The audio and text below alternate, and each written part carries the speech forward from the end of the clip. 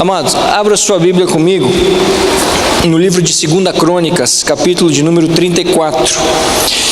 2 Crônicas, capítulo de número 34. É logo depois de 1 Crônicas, é logo depois de 2 Reis, né? Nós vamos estar meditando, e eu queria que você permanecesse com o seu livro aberto no capítulo 34, que nós vamos estar meditando um pouco na vida de um jovem rei e de um grande homem de Deus chamado Josias. E esse homem tem coisas a nos ensinar nessa noite, tá? Nossa mensagem nessa noite tem como tema: reforme a sua vida. Reforme a sua vida, tá? Reforme, não esqueça disso. Reforme a sua vida. 2 Crônicas, capítulo de número 34. Vamos ler nesse primeiro instante o versículo 1 e 2, mas eu peço que você permaneça com a sua Bíblia aberta em mãos. Diz assim o texto do Senhor: Josias tinha 8 anos de idade quando começou a reinar, e reinou 31 anos em Jerusalém. Ele fez o que o Senhor aprova, e andou nos caminhos de Davi, seu predecessor, sem desviar-se nem para a direita, nem para a esquerda. Até aí. Para a gente entender direito a história desse camarada, nós precisamos voltar um pouco para entender o contexto geral. Vocês bem lembram, tá, que o grande rei de Israel foi Davi. Davi foi o rei que realmente unificou Israel, que fez com que 12 tribos se tornassem uma verdadeira nação. Ele expandiu o território de Israel, ele alargou as tendas, como nós começamos a dizer, ele construiu um império. Quando Davi morre, seu filho Salomão é o seu sucessor no trono, e Salomão é conhecido como o homem mais sábio do mundo, mas nem a grande sabedoria o impediu de cair nas garras do pecado. E devido ao seu pecado, e devido à sua falta de arrependimento, devido à sua falta de reconhecimento do erro, Deus determina que o reino de Israel fosse dividido em 2 partes. Não com Salomão, mas com seu filho. Quando o filho de Salomão assume o trono, Deus divide o reino em 2 partes. Entre reino do norte, com a capital em Samaria, onde ficam a maioria das tribos de Israel, basicamente 10, se não me falha a minha memória, e reino do sul, chamado de reino de Judá, onde ficam apenas 2 tribos e meia por aí. 2 reinos de um mesmo povo. Esses reinos começam a tocar as suas vidas, tá? O interessante é perceber que, se você for ler toda essa história que está no primeiro e no segundo livro de Reis, você vai perceber que há um grande número de reis que sobem ao trono, tanto no norte quanto no sul. Alguns ficam 3 meses, uns 2 anos, outros ficam 40 anos. É muito variado o número de tempo que esses reis reinam sobre suas nações. Mas uma coisa acaba chamando a atenção nos 2 lugares. A maioria desses reis andam fora dos caminhos do Senhor. A maioria deles andam por caminhos que levam eles mesmos e todo o seu povo a se afastar de Deus. Nesse período onde o reino é dividido em 2 partes e aonde esse grande número de reis assume o trono, Israel desvia-se completamente, ou basicamente completamente, dos caminhos do Senhor. Altares são erguidos em todas as regiões de Israel. Deuses estrangeiros passam a ser adorados como se fosse o único e verdadeiro Deus. Até no templo de Deus em Jerusalém são colocados altares e imagens idólatras de outros deuses. O povo, a nação de Israel, o povo escolhido por Deus, desvia seu coração dos caminhos do Senhor e passa a adorar vários deuses de seus vizinhos, a fazer sacrifícios a esses deuses, a prestar culto, adoração a esses deuses. O povo começa a se misturar num sincretismo religioso gigantesco e afasta o seu coração de diante do Deus único e verdadeiro. É nesse período que Deus levanta os grandes profetas de antigamente, homens cheios do Espírito de Deus, que iam até o povo e clamavam e falavam ao povo: olha, há pecado no meio, é preciso consertar. Se não houver conserto, Deus trará justiça sobre essa nação. Mas o povo está com os ouvidos fechados e não dá atenção à voz dos profetas que Deus envia. E um após o outro, raras exceções, quase que todos esses reis são terríveis diante de Deus e diante do seu povo. Homens que se desviaram no caminho do Senhor, homens que levaram o povo a se corromper ainda mais. O conceito de Deus, a vida com Deus nesse período em Israel, havia quase que se perdido. As pessoas viviam uma religião e não uma adoração. As pessoas não viviam um compromisso com Deus. Elas tinham vários deuses a quem recorrer e a quem adorar. E conforme os anos vão passando, Deus vai trazendo através da boca de seus profetas a sentença de juízo. E o juízo de Deus é claro, ele diz tanto para o reino do norte quanto para o reino do sul: eu vou destruir Israel. Eu vou destruir Samaria e vou levá-los todos cativos como escravos a uma terra estranha. Eu vou destruir Jerusalém, eu vou destruir o templo que leva o meu nome e eu vou levar todos cativos a uma terra estranha. E no ano 721 a.C., o grande império assírio conquista Samaria, o reino do norte, destrói a cidade, mata milhares de israelitas, pega os que sobraram e os leva escravos e os espalha ao redor do império assírio. Um dos reinos deixa de existir. Deus cumpriu a sua justiça. O pecado sempre cobra o seu preço. Mas o reino do sul prevalece por ainda alguns anos. E nesse reino do sul surge um rei chamado Josias. E a história desse homem é muito interessante porque ele se torna rei com 8 anos de idade, no lugar de seu pai. Com 8 anos de idade ele é levado e colocado no trono em Jerusalém, para ser o rei da nação, para ser o homem, entre aspas, que conduziria a nação pelos próximos anos. Mas existe algo de diferente na vida de Josias, que não existiu na vida da maioria dos reis que o sucederam. A Bíblia diz, no versículo 2 que nós lemos, que Josias andou nos passos de Davi. Que Josias andou segundo a vontade de Deus. Que Josias andou corretamente em sua vida. Diferente da maioria dos reis que vieram antes dele, Josias fez coisas que agradaram a Deus. Ele andou nos caminhos do Senhor. E por isso que ele é tido como um dos grandes reis de Israel. E dizem alguns estudiosos que depois de Davi, Josias foi o maior rei que Israel já teve. Porque foi um homem que andou nos caminhos do Senhor.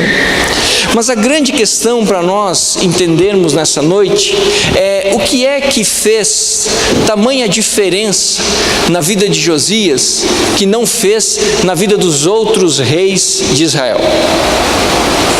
Uma coisa: Josias teve coragem de fazer reformas. Josias foi homem suficiente para, numa época onde as pessoas estavam distantes de Deus, reformar toda a estrutura da sua vida e da nação cuja ele era o rei, para trazer as pessoas para próximo do Senhor. E sabe, irmãos, nós não somos tão diferentes do povo de Israel. A nossa vida ela não é tão diferente do reino de Israel. Nós também fomos chamados por Deus. Nós também fomos escolhidos por Deus. Nós também vimos e vemos coisas extraordinárias que só a mão de Deus pode fazer. Nós também temos testemunhos para contar. Nós também temos convivência com Deus. Agora, com o passar do tempo, nós também, infelizmente, nos acostumamos a viver diante de Deus. E isso, eu confesso para vocês, é uma das coisas que mais intriga o meu coração. Eu não sei como é possível eu e você e qualquer ser humano nessa face da terra se acostumar a viver diante de um Deus todo-poderoso, único, verdadeiro e perfeito. É algo que eu não consigo entender. Mas na realidade, meus irmãos, nós nos acostumamos. Quando nós somos tocados por Deus, nós temos aquela paixão que nos consome. Nós lemos a palavra com o intuito e o desejo de aprender aquilo que aquelas palavras estão nos ensinando.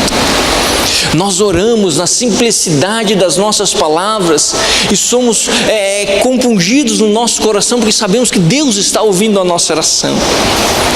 Nós frequentamos os cultos e fazemos esforço para estarmos no culto. Faça chuva, faça sol, com compromisso ou sem compromisso, nós estamos no culto. Mas conforme os anos vão passando, parece que nós nos acostumamos com a Bíblia. Parece que nós nos acostumamos com a oração. Parece que nós nos acostumamos com a igreja. Parece que nós nos acostumamos com Deus.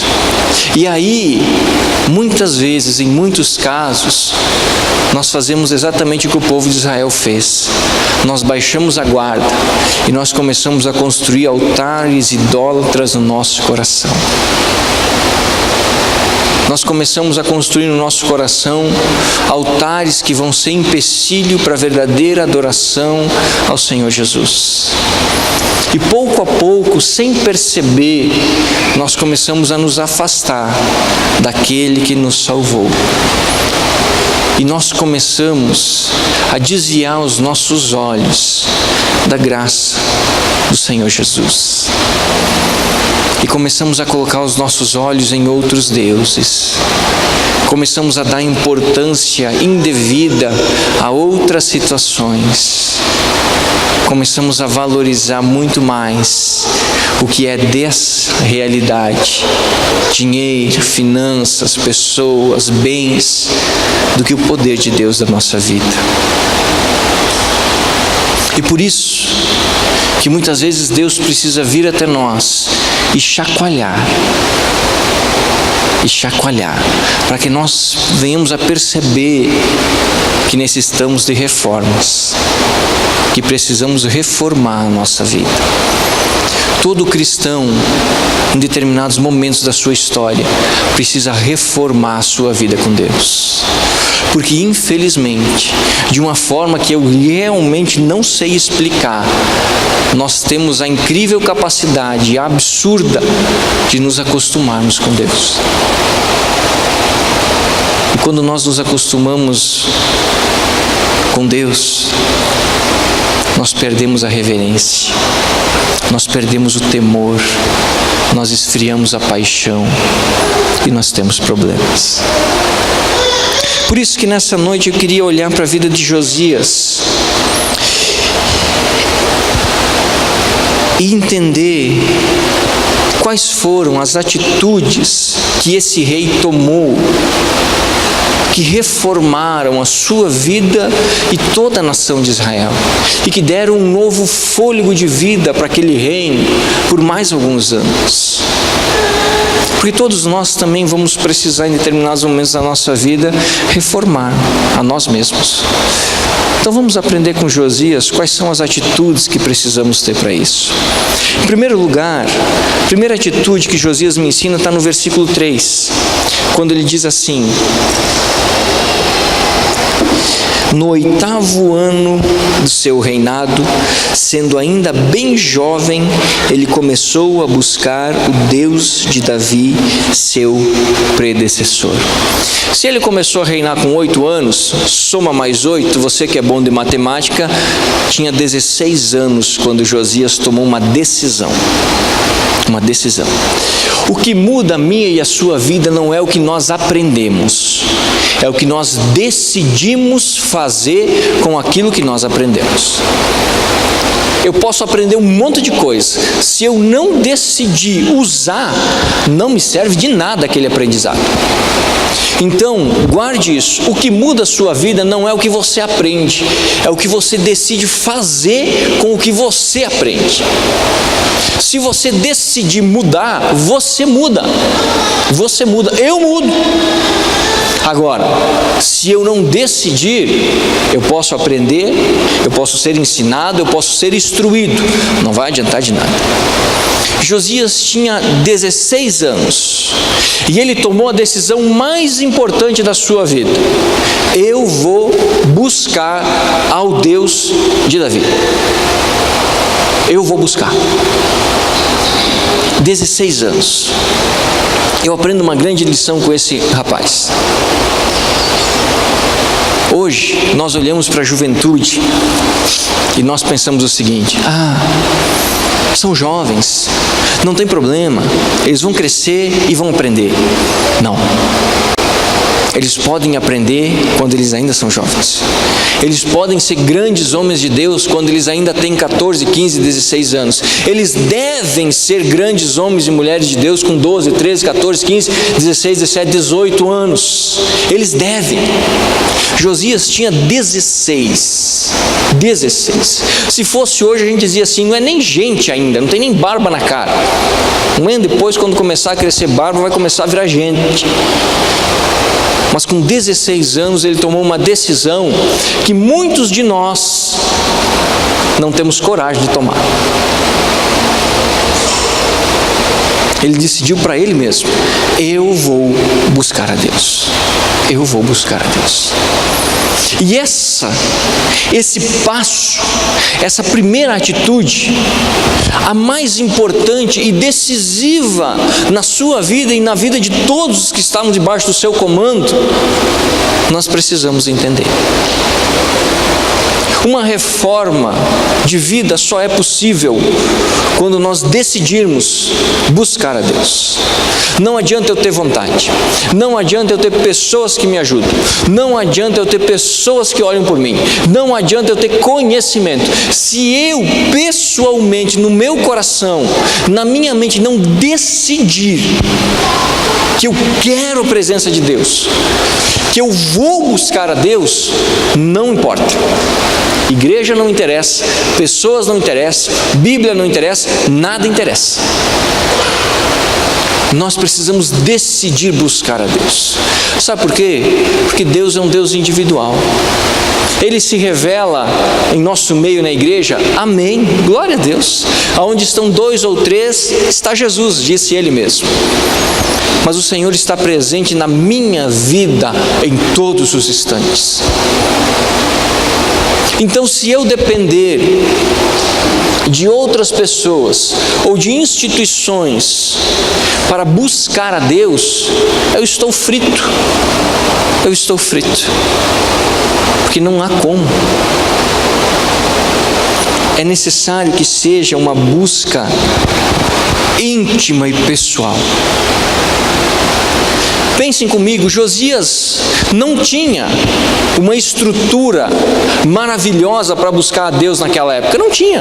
O povo estava longe dos caminhos do Senhor. O povo havia se desviado. Havia ídolos no templo de Deus, havia ídolos. Josias não tinha grandes sacerdotes, homens tremendos de Deus, talvez 1 ou 2 profetas. Mas Josias não tinha um sistema religioso maravilhoso que o instruísse, que o levasse para junto de Deus. Nada disso. A situação de Israel com Deus era terrível naquela época. O povo havia se afastado do Senhor. Mas Josias não dependeu de outros. Josias buscou a Deus. Quando nós desejamos buscar a Deus, o Senhor se revela a nós. E Ele abre portas, situações e lugares para que nós venhamos a conhecê-lo em profundidade. Todo aquele que deseja buscar a Deus, encontra. Todo aquele que decide buscar os caminhos do Senhor, acha.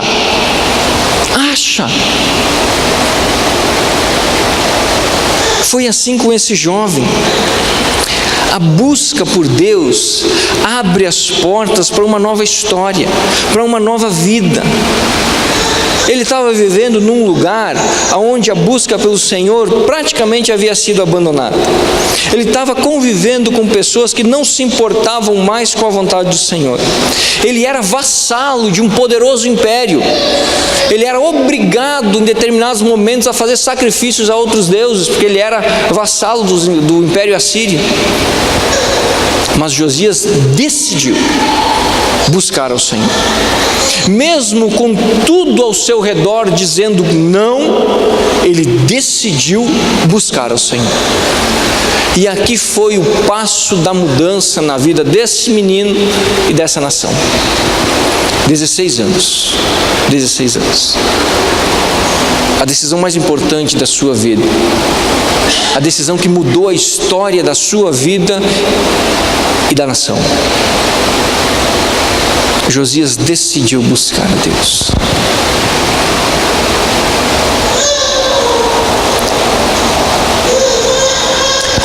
Nós precisamos entender, irmãos, que não adianta esperar outros.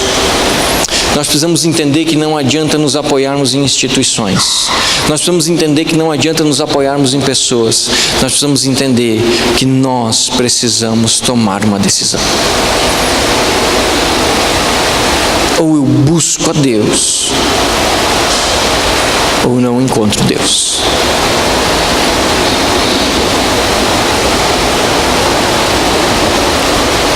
A realidade é uma só. Nada ao nosso redor pode nos impedir de buscar a Deus, nada. O único empecilho que nos impede de buscar a Deus somos nós mesmos. O único.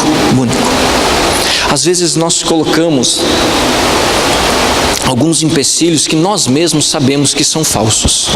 Não tenho tempo. Estou ocupado. Tenho necessidades.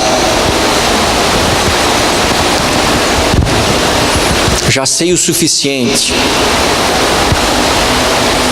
Mas no fundo do nosso coração, bem lá no fundo, nós sabemos que todas essas desculpas não passam de altares idólatras que nós estamos construindo no nosso coração para tentar justificar a nossa falta de vontade em buscar ao Senhor. Josias decidiu. Eu me encanto com esse menino porque ele tinha 16 anos de idade, gente. 16 anos de idade. E ele tomou uma decisão que mudou a história da sua vida. Com 16 anos de idade.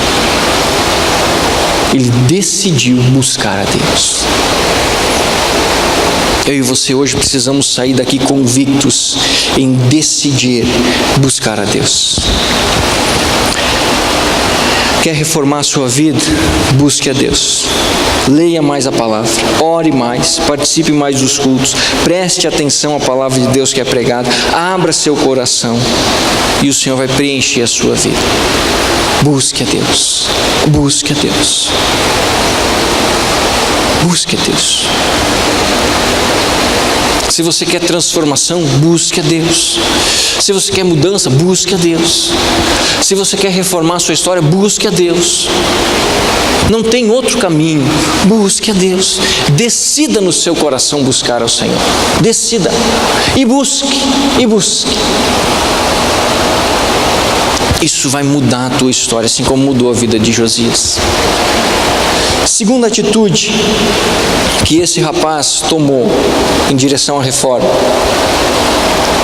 Parte B do versículo 3 até o versículo de número 7. Diz assim: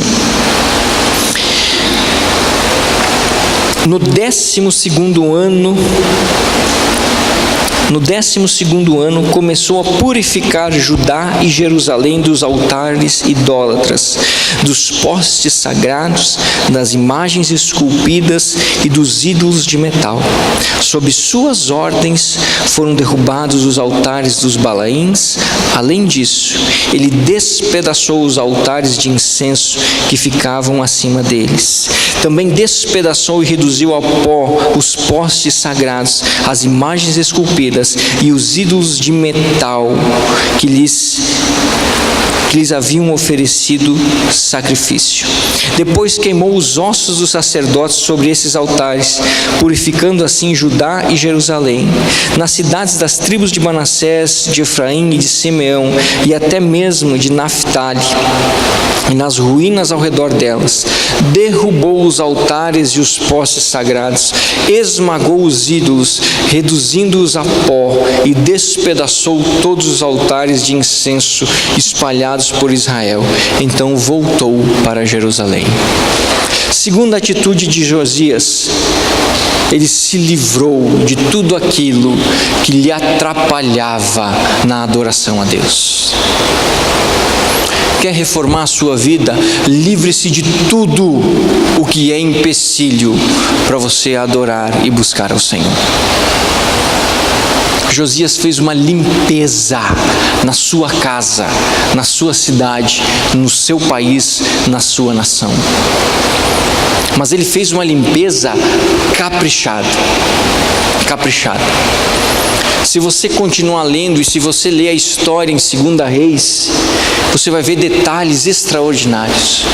A Bíblia diz que esse moço saiu com 20 e poucos anos de idade agora, com o seu exército, com os seus homens de guerra, e ele destruiu, despedaçou, a ideia é essa, despedaçou todos os altares idólatras. E aqueles sacerdotes idólatras que adoravam nesses altares e que haviam morrido, ele mandou arrancar da sepultura e queimou os ossos desses homens em cima daqueles altares idólatras. Ele fez uma limpeza.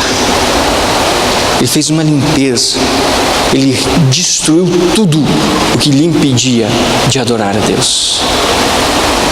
Ele se livrou de tudo o que era empecilho para ele adorar a Deus. Esse é o segundo passo de uma limpeza na nossa vida. Nós precisamos nos livrar daquilo que é empecilho para que eu tenha mais intimidade com Deus, para que eu me aproxime mais do coração de Deus.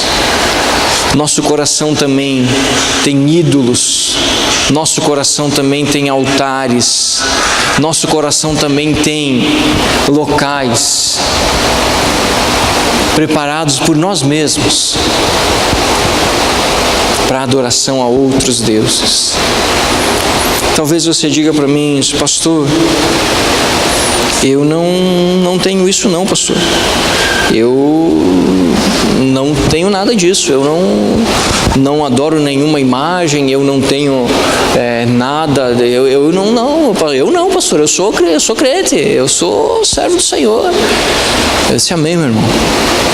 Ídolos não são apenas aqueles feitos de gesso, metal, pedra, ouro, bronze. Não são apenas isso. Não são. Vou fazer uma listinha do que podem ser ídolos que ocupam um lugar em nosso coração. Dinheiro. Tem muito crente que adora mais o dinheiro do que ao Deus que é Senhor de sua vida. Outro ídolo, poder.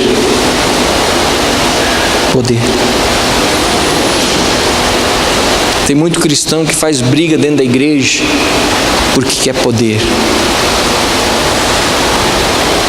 Outro ídolo, fama.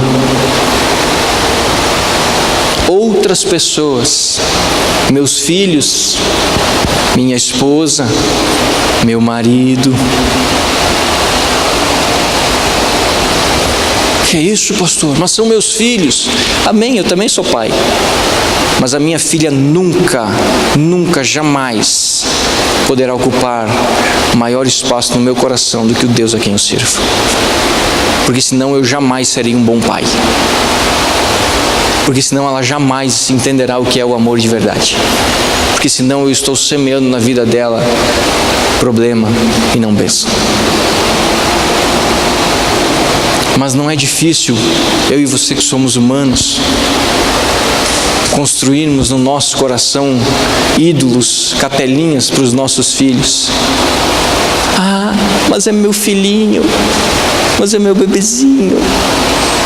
Mas não é Jesus, e nunca será. Não é difícil nós construirmos ídolos para nossa esposa, para o nosso marido. É o meu maridinho, é a minha mulherzinha, mas não é Jesus, e nunca será. Bens são ídolos. Igreja, não a de Cristo, placa, denominação, prédio, são ídolos. Dependendo da forma como eu trato no meu coração, eu posso transformar uma igreja local como essa aqui num ídolo que me afasta de Deus, num ídolo que me leva para longe de Deus. Pastores, líderes de ministério, discipuladores. Mas todos nós temos um ídolo que precisa ser destronado do nosso coração. E esse todos nós que estamos aqui temos, todos nós, todos. Eu, você, todos nós. É aquele ídolo que nós vemos quando nós estamos diante do espelho. Esse é o pior de todos. Esse é o mais terrível de todos. Esse é o que mais nos leva para longe de Cristo. Nós mesmos. O nosso egoísmo, a nossa carne, as nossas paixões mundanas, os nossos desejos pecaminosos, o nosso o nosso ego. Todos nós temos no nosso coração uma capelinha bem grande, com letras de neon bem grande, com placas bem gigantescas dizendo: eu sou bom, eu sou eu, se não sou eu nesse mundo, eu sou assim, eu isso, eu aquilo. É preciso limpar o que nos impede de aprofundar a intimidade com Deus. Josias passou pelo seu país e destruiu tudo, aqueles altares, um por um depois do outro, em sequência, e ele foi quebrando e despedaçando, e o texto chega a dizer que ele esmigalhou aqueles altares idólatras, aqueles postes, aquelas imagens, ele arrebentou por completo. Era preciso limpar a nação do que fazia, das coisas que faziam com que o povo desviasse os seus olhos de Deus. Era preciso expurgar daquele lugar a imagem, a presença de deuses falsos, que não eram deuses, mas que traziam desgraça para a nação. E Josias fez isso com 20 e poucos anos de idade. 20 e poucos anos de idade. Ele faz uma limpeza do começo ao fim. E ele vai nos detalhes. E é assim que nós precisamos fazer no nosso coração. É assim que nós precisamos tratar com os ídolos da nossa vida. É assim que nós precisamos tratar dentro de nós mesmos. Não estou dizendo que nós vamos expulsar a esposa de casa ou mandar os filhos embora, não é isso. O que eu estou dizendo é que dentro do nosso coração nós vamos deixar bem claro para todo mundo que está ali dentro e para nós mesmos: aqui quem manda é Jesus, e o resto, ó, pianinho, que aqui dentro quem manda é o Senhor. E acabou. O único altar que tem aqui dentro do meu coração é de Jesus, o resto acabou. Acabou, é de Jesus. Único. Nós precisamos fazer essa faxina. Nós precisamos fazer esse trabalho árduo, porque não é fácil se livrar dos ídolos, porque os ídolos nos confortam, eles não nos confrontam, eles nos confortam. Deus nos confronta para que mudamos, para que venhamos a melhorar, para que possamos crescer. Os ídolos são mentirosos. Eles sempre passam a mão na nossa cabeça e a nossa vida sempre continua a mesma desgraça de todos os dias. Agora Deus não. Deus, Ele vem até nós com o seu poder e sua graça, e diante de nós Ele nos mostra quem Ele é e quem nós somos, e nos revela quem Ele pode nos transformar. Nós gostamos dos ídolos porque eles aliviam a nossa consciência, mas eles não mudam a nossa história. Nós gostamos do amor do filho, nós gostamos do amor do marido, mas nós sabemos que são amores passageiros, que vão durar no máximo 70, 80, 100 anos, no máximo. Mas o amor de Deus é eterno. O amor de Deus é eterno. Nós precisamos limpar o nosso coração, assim como Josias limpou o seu reino. Quais são os altares que precisam ser retirados do seu coração? Quais são os ídolos que precisam ser destronados da sua vida? Quais são? Para que nós possamos voltar àquele amor que nos consome pela presença de Deus. Para que nós possamos vivenciar a plenitude do Espírito fluindo através de nós. Quais são os deuses que precisam ser expulsos da nossa vida? É o dinheiro? O poder? A fama? A ganância? O orgulho? O trabalho? A igreja, prédio, lugar, pastores, filhos, esposas, maridos, nós mesmos? Quais são? Quem tem ocupado os lugares de honra do seu coração? Os lugares de honra, o lugar de honra do nosso coração foi preparado somente para ser ocupado por Jesus. Somente. Somente. Livre-se. Livre-se. Limpe sua vida. Josias só conseguiu crescer diante do Senhor, só conseguiu reformar a sua nação, porque ele destronou os ídolos, quebrou os altares que eram pedra de tropeço, tanto para ele quanto para toda a sua nação. Ele só conseguiu crescer diante do Senhor quando ele se livrou daquilo que lhe prendia e lhe impedia de chegar diante de Deus. Quais são os altares que precisam ser quebrados na minha vida e na sua vida?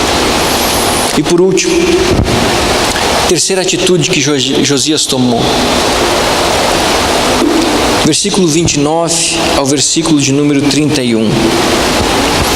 Em face disso, o rei convocou todas as autoridades de Judá e de Jerusalém. Depois subiu ao templo do Senhor, acompanhado por todos os homens de Judá, todo o povo de Jerusalém, os sacerdotes e os levitas, todo o povo, do mais simples ao mais importante. Para todos o rei leu em alta voz todas as palavras do livro da aliança, que havia sido encontrado no templo do Senhor. Ele tomou o seu lugar e, na presença do Senhor, fez uma aliança, comprometendo-se a seguir o Senhor e obedecer de todo o coração e de toda a alma os seus mandamentos, aos seus testemunhos e aos seus decretos, cumprindo as palavras da aliança escritas naquele livro. Terceira atitude de reforma: reafirme seu compromisso com Deus. Reafirme o seu compromisso com o Senhor. A história vai dizer que Josias depois de quebrar todos os altares idólatras de Jerusalém, ele manda reformar o templo de Deus. Ele manda fazer uma reforma completa. Durante essa reforma é achado um livro no templo. Olha para você ver o tamanho do afastamento de Israel para com Deus. Os livros da lei foram esquecidos. Foram esquecidos. Quando aqueles operários acharam aquele livro, deram ao sacerdote, ao secretário, ao camarada lá, e ele entregou para Josias. Quando Josias leu aquele livro, ele caiu ao chão chorando e pedindo misericórdia de Deus, porque ali estava escrito a lei, a vontade de Deus para a nação. E Josias reconheceu que tudo que eles haviam feito até aquele dia estava contrário à vontade de Deus. E ele chora compulsivamente de arrependimento. Ele rasga suas roupas e ele manda consultar um profeta.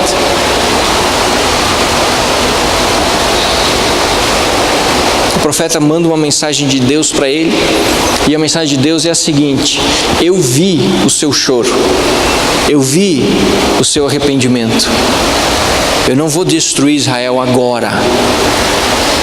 Agora não. Agora não. Josias então chama todo o povo de Jerusalém, todo o povo a Jerusalém, faz uma grande festa.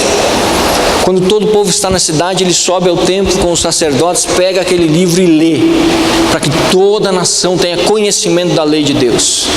E ali ele reafirma o compromisso que havia sido feito lá atrás por Abraão diante do Senhor, quando Deus disse a Abraão: farei de ti uma grande nação.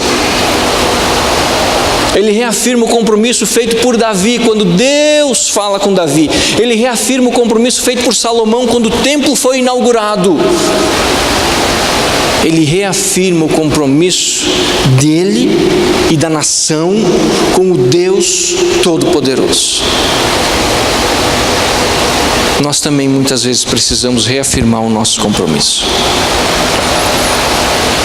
Com o passar do tempo, parece que nós vamos nos esquecendo dos nossos compromissos com Deus. E nós precisamos reformar a nossa vida. E a última etapa da reforma é reafirmar o compromisso. Por que é a última etapa?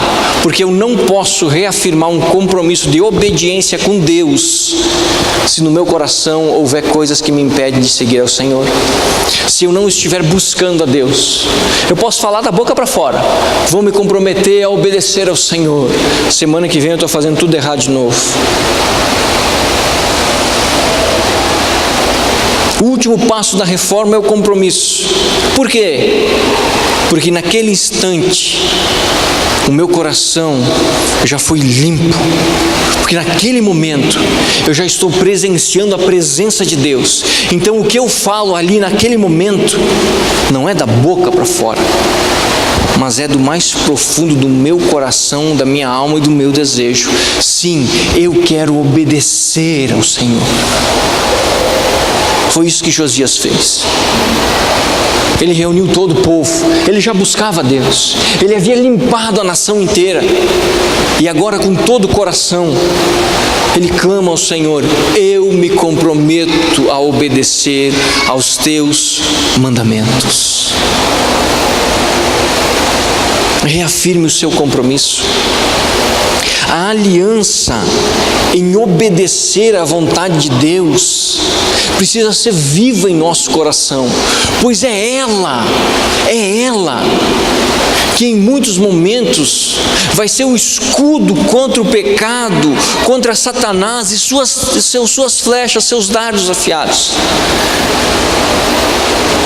É preciso ter vívido no meu coração e no seu, de que temos um compromisso, não temporário, mas de vida e morte, de obediência, até a morte. Pois somos chamados a obedecer à vontade de Deus, até, se necessário for, a morte. E isso precisa ser vivo em nosso coração. Pois não pode ser algo da boca para fora, porque senão nós não o faremos. Tem que ser algo que vem do mais profundo de nós. E não é para os outros, mas é para Deus. Nós não obedecemos a Deus para agradar a esposa, os filhos ou o marido, para agradar o pastor ou a igreja. Nós obedecemos a Deus porque Ele é Deus e porque nós o amamos de todo o nosso coração. Nós reafirmamos o nosso compromisso de obedecer a Deus, porque é isso que nós desejamos. Não é um peso obedecer a Deus, é um privilégio. É um privilégio inigualável. Inigualável. E se nosso coração é cheio do Espírito, nós sentimos esse privilégio, e nós temos paixão em ler a palavra de Deus, e ver os mandamentos e cumpri-los em nossa vida. Nós nos alegramos com isso. Reafirme o seu compromisso. A cada certo tempo nós precisamos ter uma conversa a três, conosco mesmo e com Deus. Eu comigo mesmo e com Deus. 3. E reafirmar o compromisso de obediência. Sabe por quê, irmãos? Porque o que mais nós temos visto acontecer, e o que mais nós temos presenciado e tem se tornado normal no meio cristão, é a rebeldia. É a rebeldia. Pessoas que ouvem a voz de Deus, que são instruídas por Deus, mas não obedecem. São loucas. Graças que Deus é misericordioso, graças a Ele mesmo que é misericordioso. E a Bíblia diz que Ele é tardio em irar-se. Graças a Deus por isso. Mas nós temos visto se levantar uma igreja, e quando eu digo igreja, você sabe, não é apenas nós, mas nós temos visto se levantar uma igreja no mundo rebelde. Uma igreja que lê a palavra de Deus, que ouve a palavra de Deus, que sabe a palavra de Deus, mas é desobediente.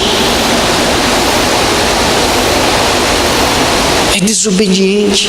E não é desobediente porque não conhece, é porque é rebelde no seu coração. Josias, quando leu aquilo ali, ele caiu aos pés de Deus. E é assim que nós precisamos fazer, meus irmãos. Quando nós estamos diante da verdade de Deus, nós não podemos estufar o peito e nos colocar de pé. Nós precisamos nos prostrar de joelhos e baixar a cabeça. Quando Isaías capítulo 6 tem a visão do trono de Deus, Isaías não pula, não grita, não festeja. Isaías se põe de joelho e diz assim: ai de mim, que sou homem de lábios impuros. Tem misericórdia, Senhor.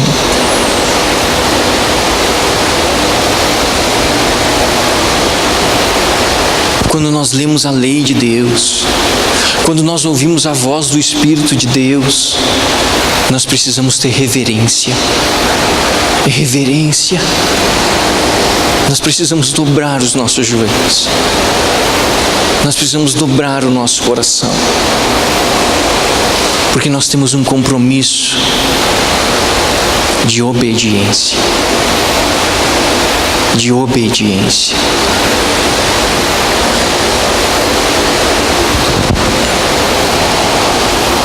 A aliança era e é obedecer à vontade de Deus.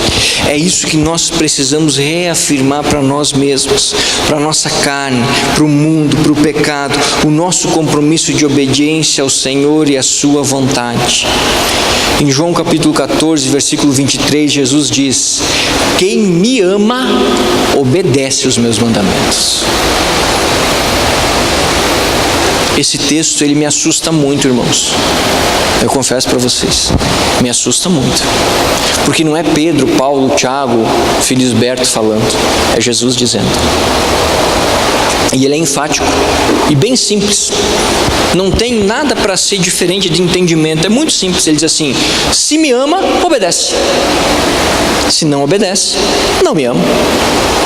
Esse texto sempre me assustou muito.